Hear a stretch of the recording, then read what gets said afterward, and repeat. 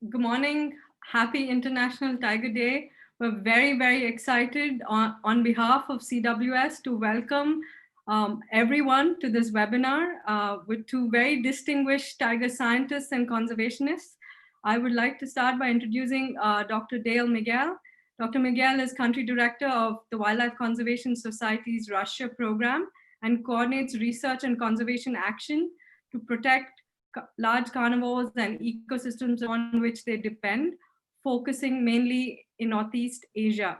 He spent a year working on the Tiger Ecology project in Chitwan National Park, Nepal, many moons ago, which cemented his interest in both international conservation efforts and large carnivore research, particularly tigers.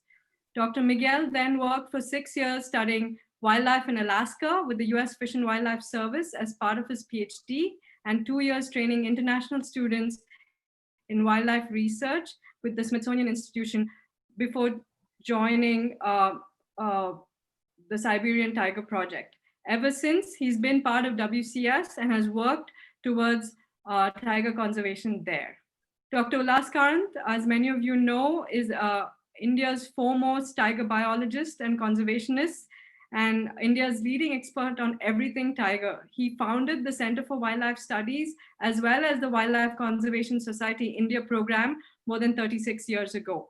He pioneered research on tiger population studies through the use of camera traps and radio telemetry in India, changing the course of this science forever. While a large portion of his life has been dedicated to the forests of Nagarhole and Bandipur in Karnataka, India, his work has taken him across the world and he's contributed to tiger conservation efforts across the species range. So let's just jump right in. Dr. Karanth, you've been involved in India's tiger conservation effort for the last 50 years or so. How do you assess the status and recovery of tigers in those 5 decades, both in India and South Asia? Well, India, I think if you look 50 years back and take a real aerial view of things, things are certainly much better because 50 years ago, there seemed to be absolutely no hope for tigers. They were down to barely 2,000 animals. They were being shot openly and paraded. Forests were being cleared. So there has been a quantum change. And I think that major recovery actually took place between 1970 and 2000, particularly 1970 and mid 1980s. That is when the recovery took place. So, and the second thing I would like to say is the initial effort was done in the late 60s in all tiger range countries. But the political leadership provided in India to tiger conservation made a real difference to some extent in Nepal and India, because that is why it was more effective. The laws were somewhat similar everywhere, but we had law enforcement on ground for which the credit should go to that generation of foresters who really put their lives on the line for tigers. So that was good. But I think after 2000 onwards, it's really a lot of expenditure, a lot of buzz, but the progress, given the progress in science and technology, has not been commensurate with what India has achieved in other domains like IT and healthcare and various other fields.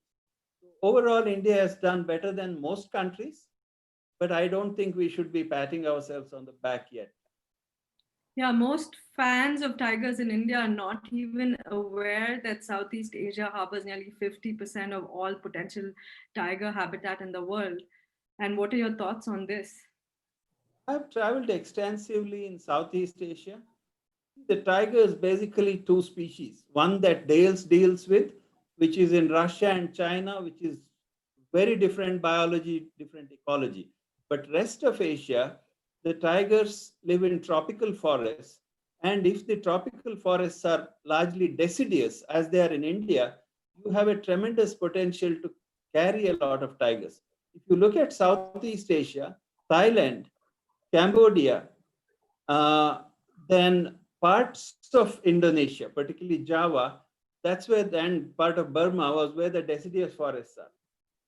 a lot of Southeast Asia is tropical evergreen forest. It's not very good habitat for tigers. But the deciduous forests in Southeast Asia are as good or better than India. So given how much habitat they have nearly 25-30%. So there is tremendous potential. But massive hunting had wiped out tigers in Southeast Asia. The scene was somewhat similar to our northeastern hill states in India, where everybody hunts everything. So tiger recovery has been extremely slow and extremely difficult in Southeast Asia. Political commitment has been lower. Much of the habitat, the rainforest is not good for tigers anyway, but the deciduous forests also haven't recovered as much. I would say a real bright spot has been Thailand in the last 15, 20 years. They have made a very serious effort and they have a stable economy, very large blocks of forest, and they have done, I think, quite spectacularly in the last 10 to 15 years. So Indonesians are struggling very hard. They don't have strong law enforcement, but their effort of the NGOs working with governments in controlling trade has been quite spectacular, and they're trying to crack down. Their problem is their best tiger habitats in Java, and that's gone. So they're basically dealing with rainforest. Malaysia has a lot of forest. A lot of it is logged forest, which is good habitat for tigers. But enforcement and law enforcement on ground has not been tight, and so the results have not been that spectacular. As far as the other countries, Laos, Cambodia, Vietnam is concerned, tigers virtually gone from there. Myanmar has a lot of forests, but again, the position is similar. Hunting has brought tigers down. So it's a mixed bag, but I still have a lot of hope for Thailand. Thank you.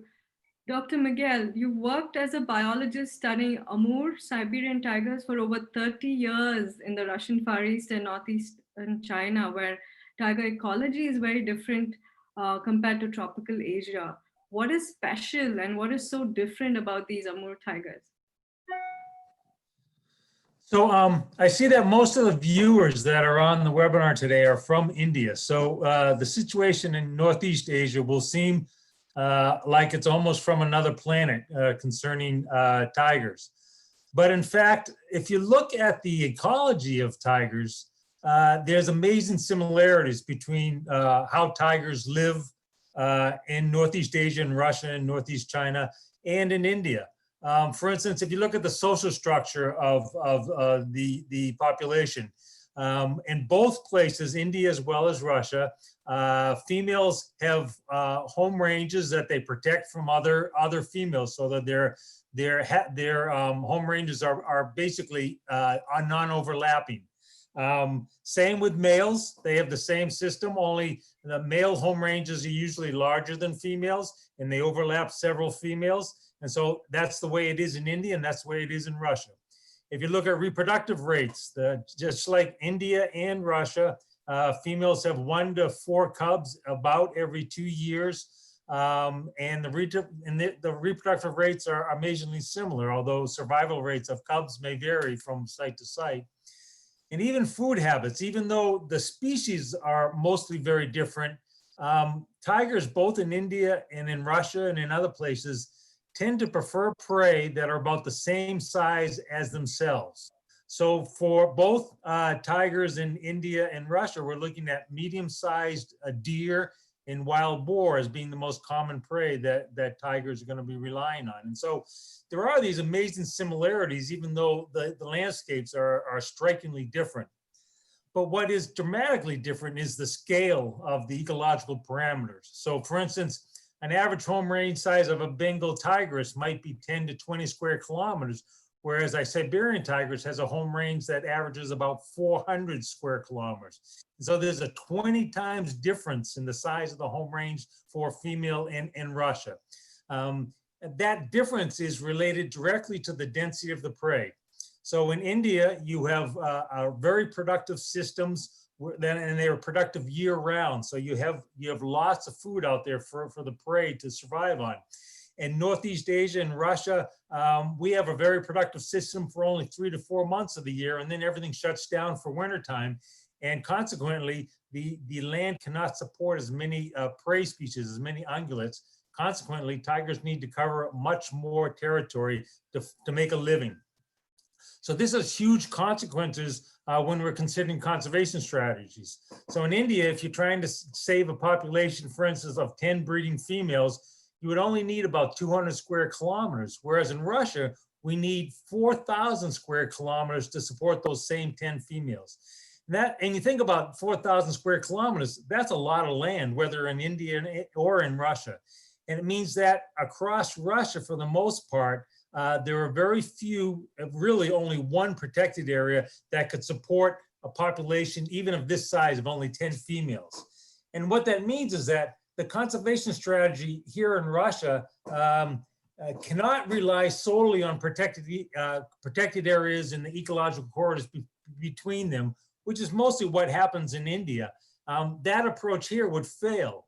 A successful conservation strategy has to include both protected areas, and the multiple use areas outside of those protected areas needs to be all part of a tiger landscape.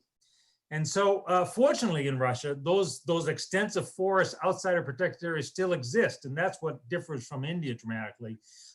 Because if we didn't have those forests, we wouldn't have tigers in the Russian Far East. And so the protected areas are important, but what happens outside those protected areas is equally important for tiger survival in the Russian Far East. Thank you. My next question actually to you is, how has the science of tiger research and population monitoring in particular progressed in Russia from when you started your work there or more than 30 years ago to where it is today? So I have to start by saying that when we came over here in 1992, we thought we were be the pioneers in terms of first learning about armored tiger conservation. In fact, it turns out that Russians had been conducting research since the 1940s on tigers, and there was a wealth of information here, but it was all in Russian language, and so not available to most of us. But I've learned over the years, as my Russian language skills have improved, that there was a wealth of information here, and that we very much so are standing on the shoulders of giants with the work that we've done. And so we were able to expand the work that was done by using new technologies. We were able to put radio collars on Siberian tigers for the first time, and GPS collars as well. And that information that we gained was very much new to our understanding of Siberian tiger ecology. And I have no doubt that the quality of that work and the value of it will stand the test of time. It has become a foundation for how we think about tiger conservation in Northeast Asia. And so a lot of the field work that we were engaged in, I feel, is very solid and will live on. But concerning monitoring, which is a big issue both in India and everywhere else in the world when we're trying to count endangered species, it's a mixed bag here in Russia. On the one hand, following the lead that Ullas Karanth led everyone in understanding how best to count tigers, most of the protected areas that have tigers in the Russian Far East have a camera trap monitoring system operating. And so there is some accountability within the protected areas. But outside of the protected areas, there's been actually very little change in what's been happening in terms of counting tigers. And really, in terms of understanding the value of science, I've learned it's taken me about 20 or 30 years, but I've learned some really valuable lessons about why science is so important. When I came to Russia in the early 1990s, the monitoring system here had many similarities to the old pugmark counting system in India. There were a lot of differences, but basically people went out in the wintertime, reported tracks of tigers in the snow, and then from that tried to figure out how many tigers were out there.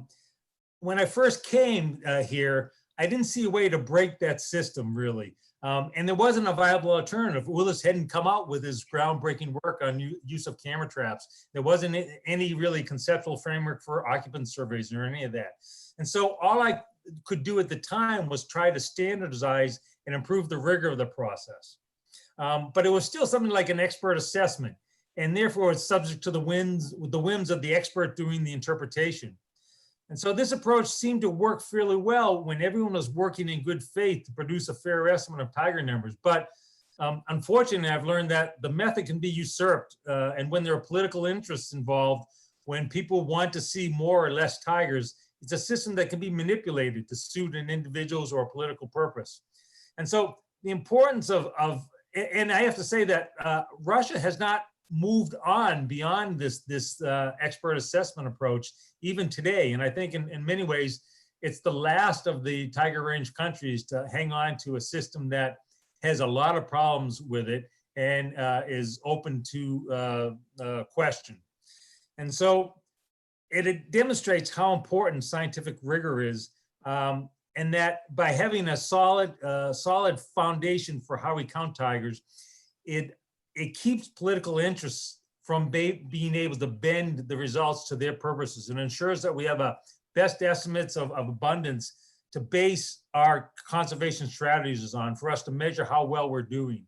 And so that was a lesson that took me, like I said, about 20 years to learn, but I've learned it, and it's an example of how important good science is in understanding tiger conservation. Thank you, Dr. Miquelle. I think we'll carry on with the science theme. Dr. Ullas Karanth, how do you think tiger science varies between India and the rest of Southeast Asia? And how do you feel that you personally contributed to tiger science, not just in India, but globally? Well, I'll answer the second question first. I think science is universal. Like there's no separate physics for India and separate physics for Southeast Asia or Russia. So the methodologies that I have tried to work, both in terms of the technology part of it, and more importantly, the math stats behind it, the modeling behind it, these are basically products of good scientists across the globe. So you have a way to measure blood pressure or something else, or a stock market index, you have standard methods. And the problem that I had to face when I began this was that there was a traditional way of doing things, which was more heuristic and folkloristic. It was rather than science-based. So a lot of my life, first 20 years, was spent essentially dealing with that and trying to say, I realized that the system won't change, and only you can hope to create something better and put it out in the hope that it will get picked up. But again, the domain you put it out is in scientific journals. And the problem is conservationists and most people involved in conservation don't read those, or if they read, they often don't understand. So that's an ongoing process. So I personally feel, yes, camera traps are being used. And in fact, in 93, when I started deploying them, there was a big meeting of all the government scientists and said, this is not going to work. This method won't work. Now, of course, millions of cameras being bought and put. But the point is, it's not just about technology. It's not just DPS and cameras. It's how you use, what kind of data you collect, how rigorously you collect, because ultimately counting population monitoring or research is about counting animals accurately. The underlying science, whether you count apples or tigers, is statistics. So, and that's where there's been a huge gap, which disappoints me, because India was a world leader in statistics. Mahalanobis, C.R. Rao, these are global names in statistics. Yet our management systems nor our statisticians have got interested in this important area. I have tried my best to bring it together, and that's made some progress, but still there is no buy-in at a wider scale. Looking at Southeast Asia, I think they were, unlike India and Russia, they were not handicapped by a traditional method that was like a religion, which needed to be kind of changed. They started afresh, so different countries have done different things. But typically, they have tried to get the best advice they can from outside, from people who have done stuff, and try to learn. It's been a much more humble approach. In fact, Nepal originally began that way also. They got the best scientists like Mel Sundquist and Seidensticker and tried to learn. The Southeast Asia has taken that approach. Their problem is slightly different. They don't have the manpower, access to English. We have the technical manpower. So the absorption has been slow compared to India. But they have not constantly tried to reinvent the wheel like Indians and Russians have been trying to do.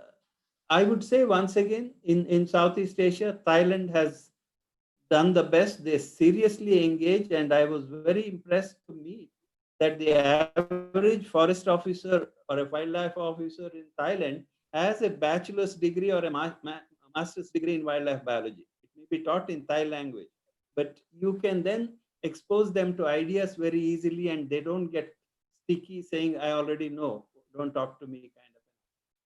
So I think Thailand has made progress.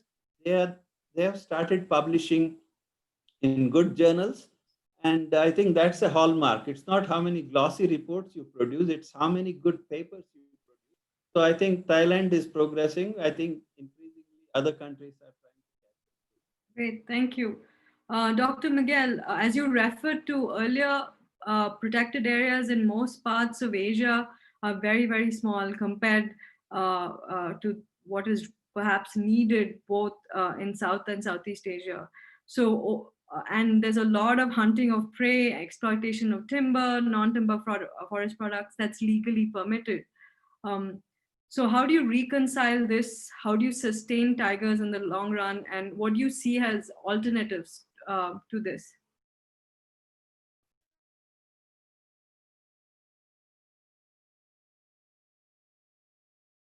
Dale is muted. I think.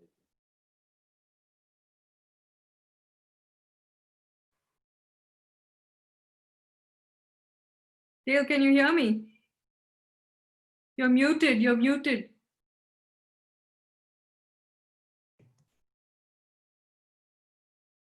Okay, there you go. Thank you.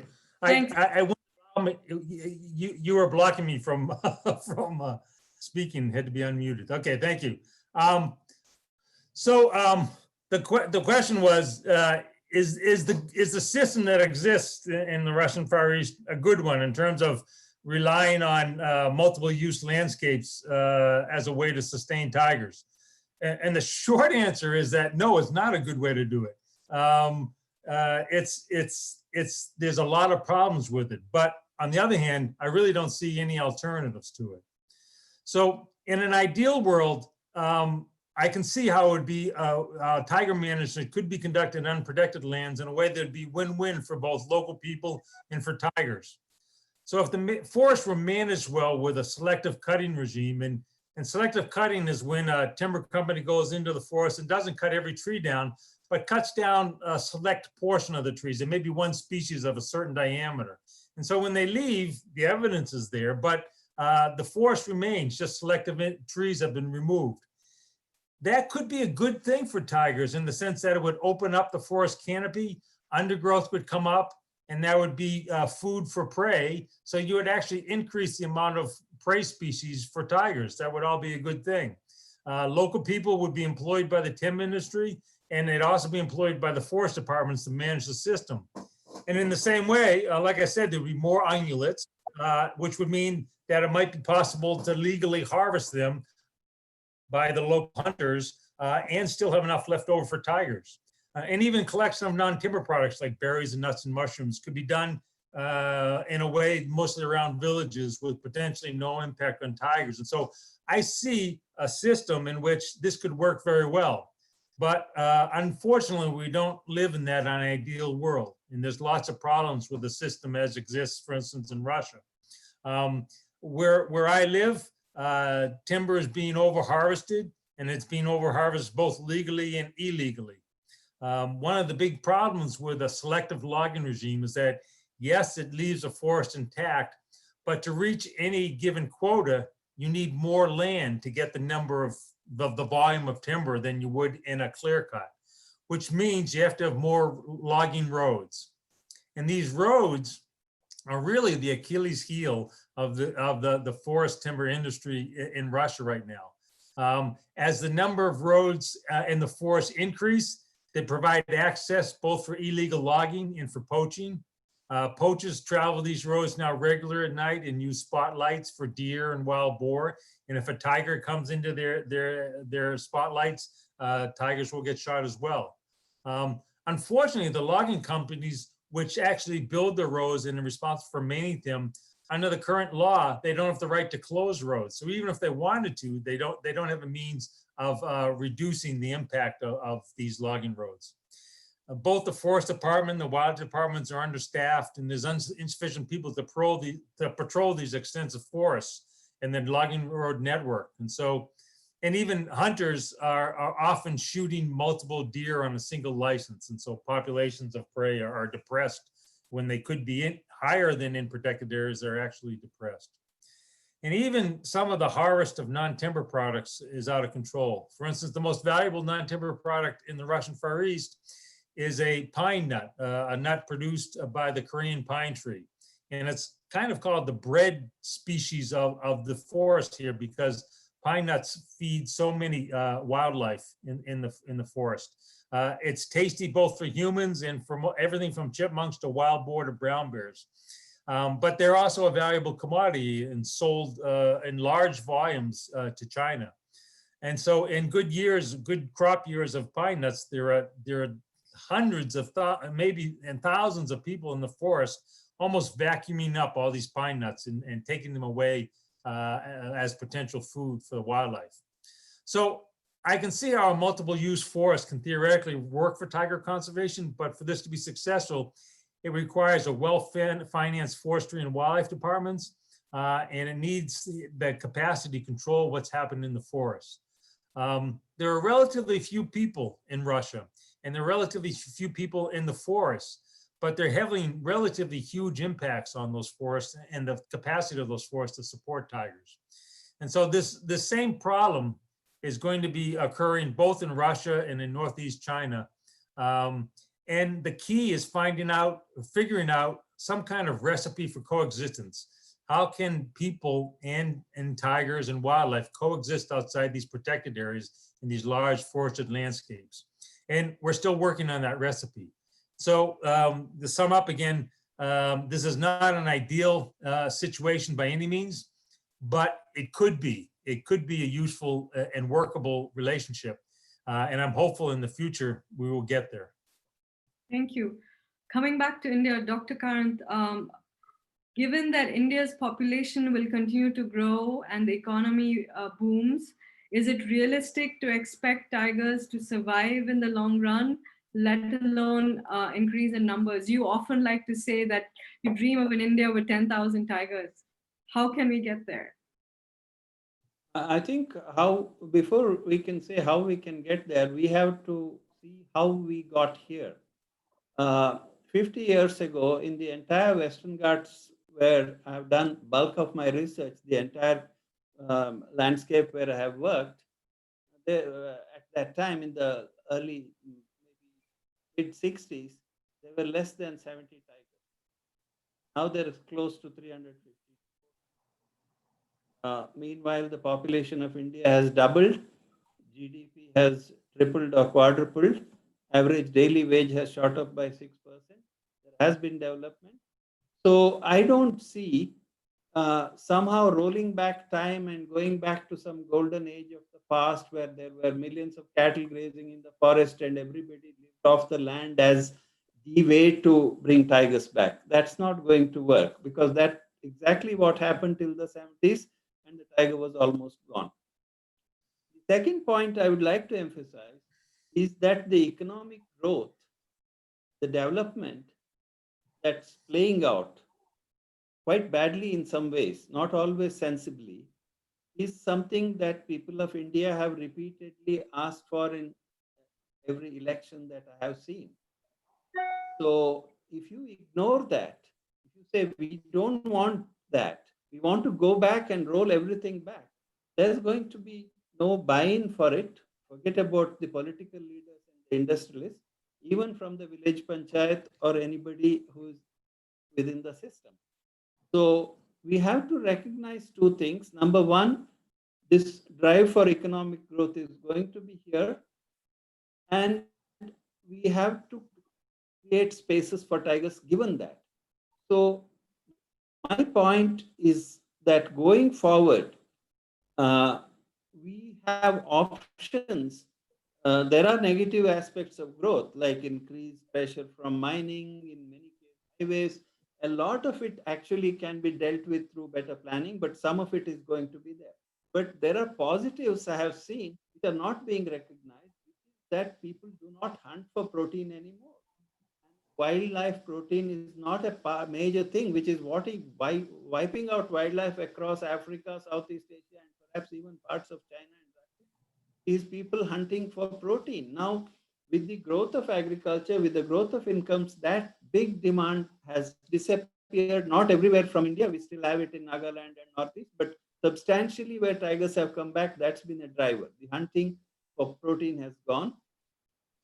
We have huge population of livestock, which has substantially come down in some of these areas because the draft cattle, which were the majority of the people, have been replaced by mechanized farming, whether it's power tillers, bullock carts have been replaced by small and big tractors. Third big pressure on the forests in many parts of prime tiger forest was wood fuel. People took wood to cook, to heat water. That pressure is going away with the replacement with LPG. So there are these big trends that are helping us to create more room for tigers. Fourth thing is there was no constituency for tigers. It was a few handful of conservationists, a handful of dedicated foresters who were butting heads against everybody else. That's not the case anymore. There is a fairly substantial 300 million plus middle class in India. Within that, and perhaps now even in rural areas, I see emergence of a class of people who have enough to eat, who are reasonably happy with life, who still want wildlife. They are willing to fight for wildlife. So the fight is long and hard, but I am still optimistic, given that we have 300,000 square kilometers of good forest habitat where tigers can come back. I do not agree with the consensus of this government and many of the Sarkari experts that we can only have 3,000 or 3,500 tigers. That is just like saying we could have the old economic growth rate of 3%. We are talking about $5 trillion economy. We should be talking about 10,000 tigers in India. In fact, Dale and I and other tiger experts, including Jim Nichols, one of the great guys, met in Thailand. I think it was in 2000 for a 7-day brainstorming, saying how many tigers can the world have? And if Dale, if you remember right, we came up with a number of 40 to 50,000 tigers. Am I being crazy? No. 50,000 tigers to 100,000 tigers were shot in India between 1875 and 1925. Thousands of these numbers were shot. The harvest was that size. We just have to be imaginative and we have to trust that it can't be done by the government. To me, that's the key. If the Sarkar wants to be Ma-Baap and wants to do everything from research to tourism to every nuance, just so that they can celebrate it once in 4 years, it's not going to happen. We are going to be stuck with 3,000, may even go down. But how have we grown in agriculture, in telecommunications? We have trusted communities, we have trusted businesses, we have trusted enterprises, and the government has played a raw law enforcement umpire's role. That is the way to go. Thank you. So we've spent a lot of time talking about many countries. We've not talked about Northeast China. Dr. Miquelle, I would, given your experience and support to the work on tigers in China, how would you rate progress achieved there, and what is your analysis of future prospects for tiger conservation in China? So I want to preface just by saying that oftentimes when we think about the words tigers and China together, we think of that in a negative connotation because there's such a demand for traditional medicines in China for tiger products. And so we often look at China as a problem country. But in fact, there have been some amazing changes over the years that I've been engaged. I first went to China in 1998. I helped organize the first international survey for tigers in Northeast China. I convinced 4 of my Russian colleagues to come with me, and we split up with Chinese colleagues and went looking for evidence of tigers along the Russian-Chinese border on the Chinese side. In winter, looking for tracks in the snow, basically. We spent a couple months out there. We found some tracks, but very few. And to be honest, the situation looked very bleak to us. Deer and wild boar were also exceedingly rare compared to in Russia, but snares for ungulates were everywhere in the forest. And so we came back from that with my Russian colleagues pretty discouraged about the potential for what might happen there. But I saw things that I saw as an opportunity. First, our surveys demonstrated that tigers were coming across the border, so they could come across the border if there was a reason to. That was an opportunity. Secondly, the forests were being logged as they were in Russia, but they were still there, largely intact. And China was in the process of shutting down its internal logging industry. So if we could remove snares and some other impediments in the forest and allow the prey to come, the tigers would have an incentive to come and stay. And so first sign of some movement in that way occurred in 2001 when, based on recommendations of our report, the Chinese government created a new reserve, the Hunchun Tiger Leopard Reserve. This was just really a sliver of land along the Russian-Chinese border, but it was like a stepping stone for tigers coming from Russia, kind of an invitation for tigers to come visit China. And in that relatively small land, snares started to be removed. They had yearly removal campaigns. People from all over China would come to Northeast Hunchun every winter to participate in these snare removal campaigns. They started a compensation program to pay for loss of cattle by tigers, and tigers slowly started to come back in this region. But progress was really slow. We were lobbying for a more extensive and ambitious plan for tiger conservation. We had conducted a number of assessments identifying landscapes where tigers could exist if the right management systems were put in place. But these ideas really weren't catching on with the government. And so we had an idea of what could happen, but we didn't have a way to make it happen. Unfortunately, somewhere around 2010, a professor from Beijing University called Professor Ge started doing camera trapping of tigers in this region. And he was by no means a normal professor. He was a politically active person and had contacts in the upper reaches of the government. And so when he latched onto this idea of a larger tiger conservation landscape, he began lobbying it within the upper reaches of the Chinese government. And consequently, in 2017, the Northeast China Tiger Leopard National Park was created. And that park is almost 15,000 square kilometers. It's the largest protected area for tigers anywhere in the world. So this Professor Ge was instrumental in moving China to the next stage in terms of tiger conservation. So there's still much to do to make that park functional in terms of bringing tigers back. They still have to move villages that are within the boundaries of the park, and you guys have experience in India how to do that. They have cattle grazing in the forest, and you know what that can be like in India as well. And there's still snares in some of these areas, but progress is being made. And there's an opportunity for a dramatic recovery here. Just in 2018, using camera traps, there was an estimated 35 tigers in Northeast China, which is up from maybe one when we surveyed in 1998.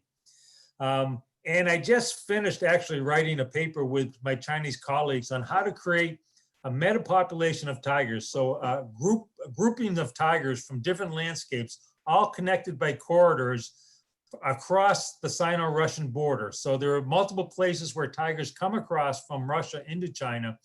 Ensuring those corridors exist will provide the opportunity for a huge landscape where tigers can coexist. I envision a future where there could be more than 300 tigers in Northeast China, more than 600 in Russia, which means a population potentially of 1,000 individuals all intermixing across this borderland. And so there's a long ways to go to that dream, but we've made some progress. And it's kind of amazing to compare where we were in 1998 to where we are now. It's a long process, and it'll be at least that long to get to where we want to be. But there's a vision on where we could go, and there's a very bright future for tigers, I think, in Northeast Asia.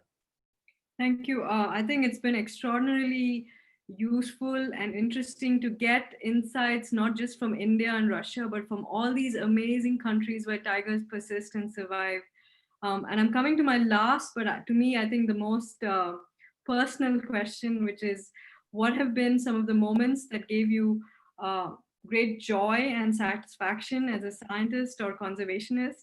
And in contrast, what's been some of the most difficult moments that each of you have faced? I'll start with Dr. Karanth and then have you respond next, Dr. Miquelle. Well, I think the moments that make you feel good is when you do a lot of hard work, lot of research, collect data, work, and finally produce what Dale calls good solid science, which means a peer-reviewed, rigorous publication that will stand the test of time. Every time you get one of those, it's really, really like having a good kid. Then the other thing that brought me personal satisfaction is I would never have been happy as a detached scientist who just produce great science and hope the world gets better. I have always been very involved in saying this science should go from lab to land kind of thing. I couldn't do it everywhere, but because I have grown up in Malanad landscape, part of India, and fortunately I was able to connect with other passionate conservationists like Valmik Thapar and others. I was able to seed a moment of getting middle-class people interested in wildlife, trained properly rather than become emotionally engaged with wildlife. So training them in correct data collection, transaction. Out of this came an army of conservationists who are out there now fighting the battle.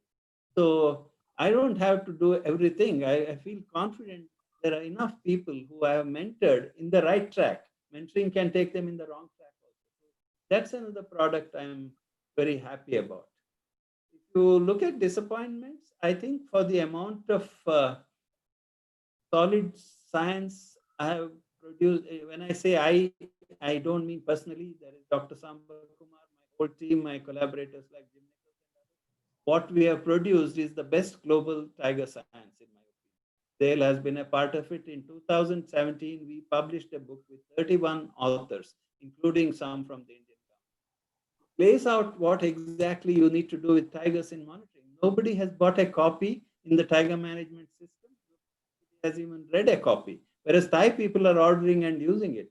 So that my own country, there is no serious acceptance of science in my field, although in IT and other fields, it's really being accepted, has been a big disappointment for me at the age of 70. Dr. Miquelle. I'll just talk about two moments that to me are memorable or bring some level of satisfaction. The first is very much personal, but and it happened during the first year of my time in Russia in 1992. And I have to say that this was by no doubt, it was the most difficult year of my life. I came to Russia completely unprepared for what was going to be here, without language skills, and was tasked with trying to get a project up and running in a country that had just collapsed. The Soviet Union had just collapsed, and Russia was economic chaos and politically unclear what was happening in the future. And despite all those problems, we were able to start up a project. Now, for me, a key moment came at the end of November in 1992 when I was standing on the banks of a river up in the protected area where we were working, and my staff had gone back to the cabin we were staying. And I was standing on that riverbank listening to the beeps of a radio receiver coming from a tigress that we had just captured. And in fact, we had captured not just her, but her two subadult tiger and tigress that day. So we had jumped our sample size in terms of radio-collared tigers from 3 to 6 in that one day. And as I stood there on that embankment, there was this deep sense of relief and joy with the understanding that something that many people thought was impossible And when we started this work, people told us we were not going to succeed, that we wouldn't be able to capture tigers, we wouldn't be able to work in Russia, we wouldn't be able to make anything functional, and it was just a waste of time. I realized that they were wrong and that we actually had a project. We had one that we knew could succeed. It'd been a year getting to that point. It's the loneliest year of my life, but I had a team of Russians that I could trust that were just as committed as I was. And I realized that we're going to be successful. And that moment before I turned and went back to the cabin to meet up with all my friends and drink vodka, that moment was really, really rewarding to me because I realized that we'd had some success. In a larger moment, and there was no single moment of revelation, but I'm really pleased to see the progress that I just talked about in China. It was another situation where everyone believed it was really a hopeless case, that China would never commit to tiger conservation, and things looked very bleak. But here we are with tiger numbers increasing, with breeding females in the Chinese landscape, a huge park, the largest park for tigers anywhere in the world, and a great potential for a transboundary population that could be the largest population of tigers in the world. And so, of course, I wasn't the only one involved in bringing this to where it is now, and there will be many people needed to get it to where it needs to be. But I'm really satisfied with the part I played in providing a vision to get us to this point and hopefully to get us beyond. Thank you both for answering all these questions. And now I'm going to open it up to we've got a lot of amazing questions from the audience. We have about 13 minutes left. So my only request to both of you is to keep the answers short so we can get through as many of the audience questions as well as possible. So starting with Dr. Ullas Karanth, how do you think the draft EIA amendment will affect tiger conservation efforts in India? EIA and fiddling with EIAs and doing bad EIAs, this has been going on. Draft is one more tweak, but we have to see this whole process of trying to regulate across the board has to, the solutions came through legal interventions in the 90s when the court became very active. Now that's kind of slowly died down. So we do need EIAs, but what we need EIAs done by competent scientists. I don't think EIAs done by retired officers or people with no technical qualifications are useful. However, they stick to the law. So I don't think it's a legal issue. I think it's an issue of doing it right. Secondly, I think a lot of the projects in India that are going on will fall by the wayside if they are rigorously examined economically. Is the Hubli-Ankola line commercially viable? Because it's a massive public sector boondoggle, it's being pushed by everybody. You examine it economically, you probably don't need an EIA. What you need is a good auditor to say, shut this thing down. So we are not using that economic power to block out bad projects. Going to the court with every EIA is not going to go very far. I feel we do need to find a new way of bringing an overall land management policy which I solidly believe in is John Robinson's idea of sustainable landscapes, where we accept certain areas have to be intensively developed, certain areas have to have intensive agriculture, intensive industry, certain other areas have to be strictly protected so that we have endangered species that need that kind of isolation or lack of pressure. In between, you have some area where both could go in some mix. Unless we have a bigger scheme, and we try to apply conservation laws across the country. On the other hand, we are trying to apply industrial growth policies across the country, and they're headbutting everywhere. This is not the way. And I don't think going to the courts is going to solve this. This is an administrative. Ultimately, this is a science-based question that can be answered. Thank you. Dr. Miquelle, we have a question from you, which states that looking at climate change across Siberian tiger territory that has affected ungulates, are there any interesting migration routes that have come up? Can we learn from behavior changes and predator-prey relationships in this context? We are seeing movements of prey species. In general, the whole system is moving northward. Many of the species, the Russian Far East is actually a merger point of the Asian subtropical fauna in the northern fauna of Siberia. And these species coexist and come together and overlap in a very interesting way, but the whole system is starting to move to the north. And so we see, for instance, there's a species of deer called sika deer, S-I-K-A. We see them moving dramatically to the north. And red deer, which are the equivalent of sambar, are also retreating in the face of this movement by sika deer. We see moose also moving northward. And so this whole system is shifting north. So far, I don't see it as being negative, a negative impact on tigers in this region. It could actually end up with more habitat for tigers as you move north. And so it's a rare case where climate change might actually be beneficial for the species. So my next question is for Dr. Karanth. As some of the parks in India have succeeded in recovering tiger populations, and we've hit carrying capacities, and we've seen tiger conflict increase. The question for you is, how do we address this? How do we manage this? If you're saying we should, aspire for more tigers, at the same time there's tiger conflict. Yeah, that's a good question with a hard answer, which people don't like. Basically, if you have more tigers at higher densities, there's more reproduction. They are a very frequent species that produces surpluses. So when you have this situation, you have two options. One is to expand the habitats, protect other areas so they can move in and colonize those areas. And that solution hasn't worked out well because we have not made the investments in the right places. We are going on pumping more and more money into actually creating super enriched habitats that are at densities above natural densities of prey. That is one. Secondly, we have to face the fact that tiger is a dangerous animal that does eat cattle and does sometimes eat people. And if there is a conflict, often the swift solution is to eliminate that animal. Given that here's a species that is producing vast surpluses, we should look at the welfare of the species, not at the fate of every individual tiger. If we kind of think about these two, I think we can have more tigers. On the other hand, we should stop actively promoting enriching tiger habitats where I think now where we have densities of 15 to 20 tigers per 100 square kilometer, prey densities of 100 prey per square kilometer is just excessive.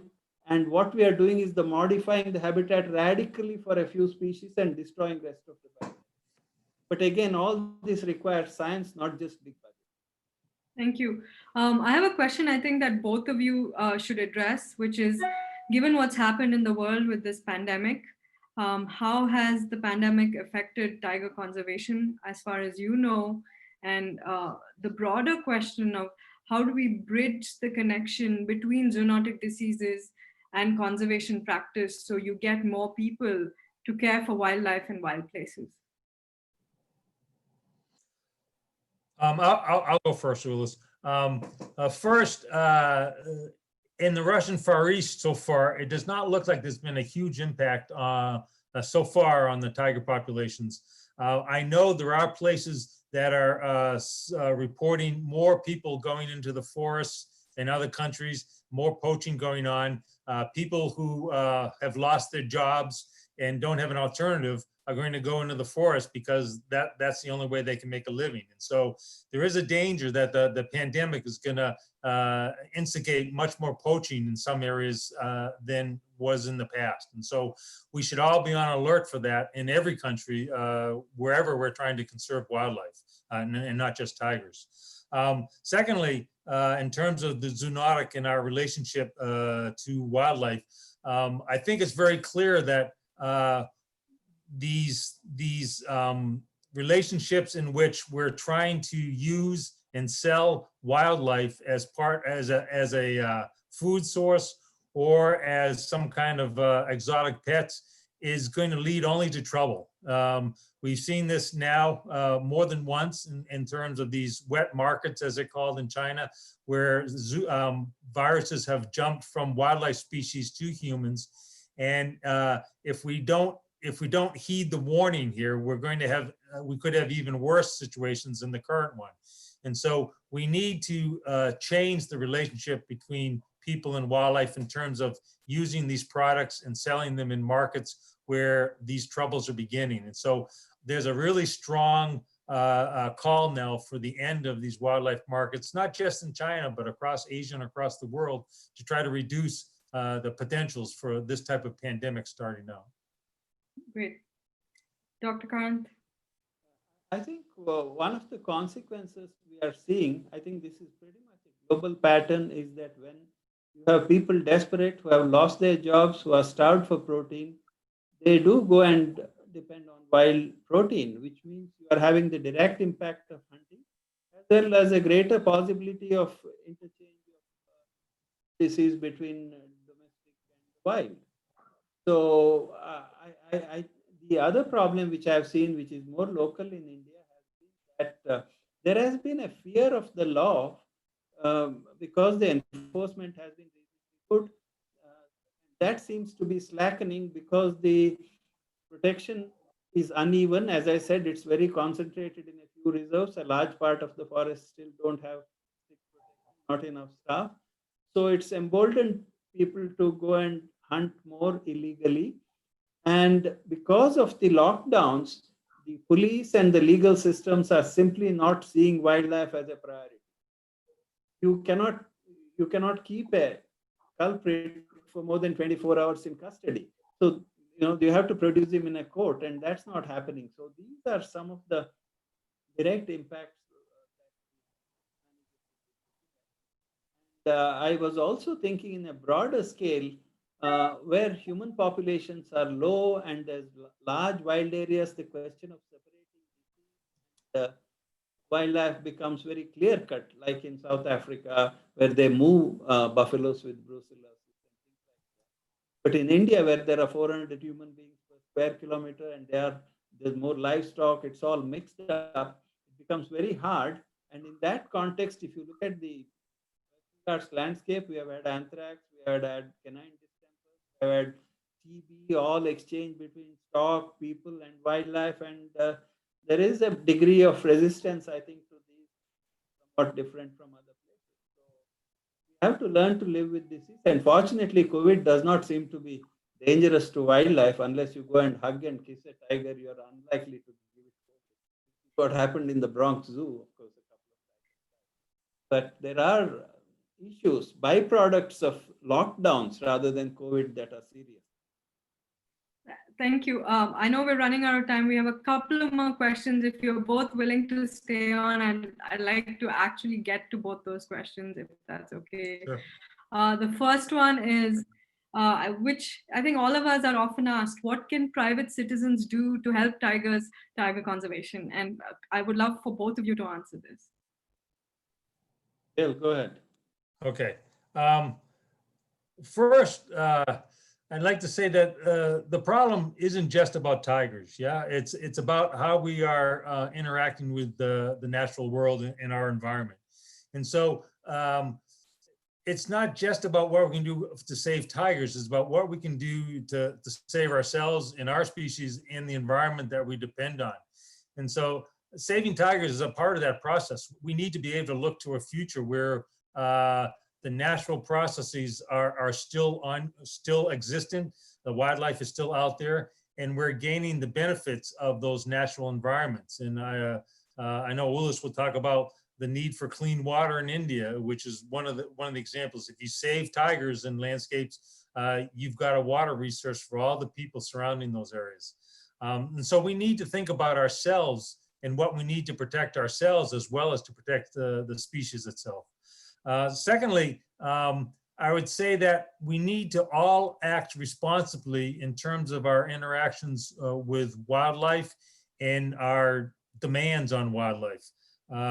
Again, we need to stop thinking about wildlife as products that we use and move more towards a gentler relationship with species of all types. Specifically with tigers, obviously you can help by supporting non-government organizations that are engaged in tiger conservation. You can try to assist in reducing demand for tiger products. You can avoid palm oil products because palm oil plantations are leveling habitat in Sumatra and Malaysia. And so there are a number of specific activities you can do associated with tigers per se. But I think if all of us are acting in a more responsible way towards the planet, tigers are going to benefit as well. Thank you. I think almost everyone in the society can intervene using their current positions or connections or resources to help tigers. There are two stages. The stage that I grew up in, where you had to really go and canvass that we need wildlife, because the forces, most people would say, we don't want tigers. It's an evil animal. Get rid of it, would be the response. Now that's changed. We have passed that stage of converting people to conservation. Not everybody, but there's a substantial chunk of Indians, I think, want to conserve tigers. The problem is, every problem is complicated, location specific, and you have to think through it. Otherwise, you tend to jump in, wear a tiger t-shirt and run around the government capitol building. That's not helpful to saving tigers. A lot of tokenism and gestures about tigers, celebrating tigers, festivals, these kind of things really are awareness raising things. We have come past that stage. Now we have to pick up problems, think hard, and solve those problems. And that requires knowledge, thinking, reading, analyzing, talking to people who know more than you. Now it's, unfortunately, tigers become a fashion. So it's become a fashion, which is both good and bad. So fashion probably doesn't lead to a lot of thinking. So I think we need to think harder about how to save tigers. Okay. I just have two more questions left. We have a question on, there are so many tigers in captivity around the world, and what are your thoughts on captive tigers? Both of you can answer this, or Dale, do you want to take this? Well, I'll talk specifically about the situation in the U.S. since I'm from the U.S. and maybe feel some responsibility there. The situation there in the U.S. is actually just terrible. There are no federal laws associated with wildlife, and for the most part, most of the laws are state level laws, and they vary tremendously from state to state. But in most states, it's very easy for a person to own a tiger or a lion or any number of other species. If any of you have seen the Tiger King film in Netflix, you know how ridiculous it can get. So we need the U.S. to become a leader in this context and start to eliminate the capacity to have those kinds of roadside attractions. Those attractions do nothing for tiger conservation, and they misdirect a lot of people in terms of what needs to be done. So they're not just a neutral effect; they're actually a negative impact on tiger conservation overall, and they serve no purpose in terms of helping the situation, except maybe a little bit in terms of education. But I would argue that the education people get from going to those places is not the one we want. And so North America, in particular, really needs to take some steps to change the situation there. Thank you, Dr. Karanth. I think there's a small section of the captive tiger business that has uses, which is well-planned zoos that expose a lot of children, particularly to tigers, and urban people in natural-looking surroundings where there is educational material, there is explanation of conservation challenges. It's a very good way to see a live tiger and the context of conserving tigers. The Bronx Zoo's Tiger Mountain is a very good example of that kind of a tiger exhibit. So, but that's a small number of tigers. You need very few tigers for that, and it's a self-sustaining captive population. Vast majority of tigers being kept in captivity is unnecessary, unhealthy, and harmful. And I include not just these crazy people like the Tiger King guy, I include even these various rescue centers and safaris where 15 tigers roam around that you see even the government is running. And I saw in China one zoo safari kind of place, there were 140 tigers. Now this business of herding tigers around and calling them safaris, one in Shimoga, one in Bangalore, it makes no sense. It serves no purpose. It educates none. And I think a vast majority of them, and we have to be prepared to euthanize a lot of them. There are a lot of these animals which are injured, which are unadapted to captivity even after 20 years, banging their heads against concrete bars. This is not necessary. A lot of it needs to just go away. Thank you. And the last question is, clearly both of you are optimists, and that's needed more than ever before. But what's the one thing that you would do if you could now to impact saving tigers long term?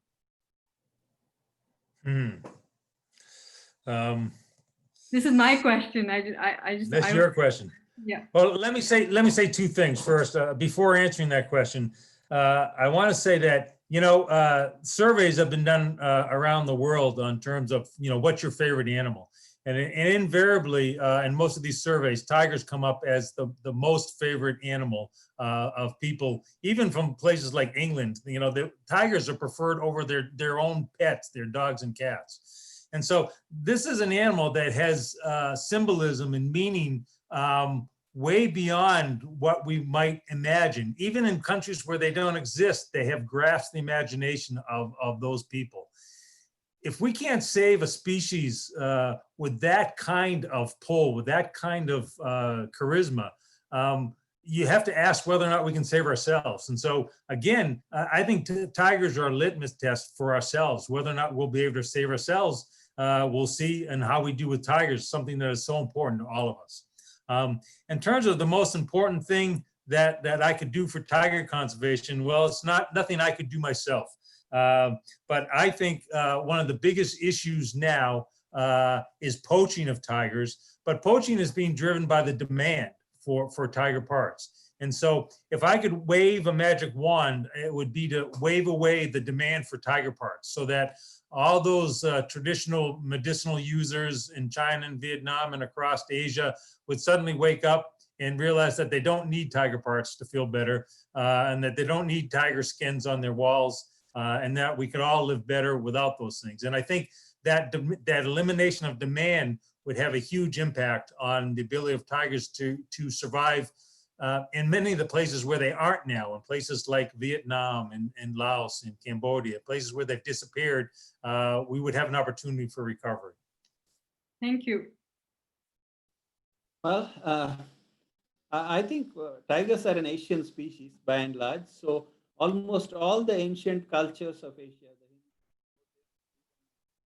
these are the predominant two Asian cultures, in addition to some other older religions.